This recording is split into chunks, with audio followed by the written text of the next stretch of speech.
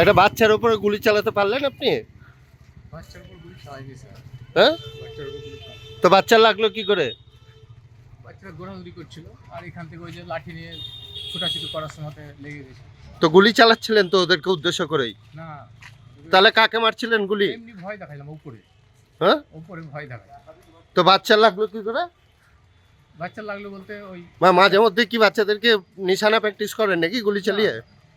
আমরা খেলতে খেলতে তোমার যে বল বলে লেগেছে, আমরা লাগেনি, আমরা বল দিয়ে চলে এসেছিল, যে দেওয়ালে লেগেছিল, যে বলছে কি বল লেগেছে, দিয়ে গুলি চালাচ্ছে, একবার আমার কানের এদিক দিয়ে গেছে, মাথার উপর দিয়ে গেছে, আমরা বেঁচে গেছি, দিয়ে ওর হাতে গুলি লেগেছে, দিয়ে আমরা পালিয়ে গেছিলাম, দিয়ে ভাই বলছে বাচ্চা বাচ্চা বাচ্চা, দিয়ে আমরা বাচ্চাতে এসেছিলাম, দিয়ে ওই দাদিতে ওখানে আমাদের একটা কাজ করে ওঠে, দেশের ওই কাকুকে যে বললাম, কাকুটা কে গুলিটা করলো কে?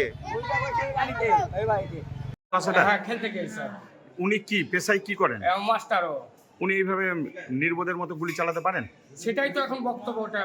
এরকম ভাবে গুলি চালালো ক রাউন্ড মতো চালিয়েছিল? 5 রাউন্ড মতন। এটা কি মানে গুলিটা কি?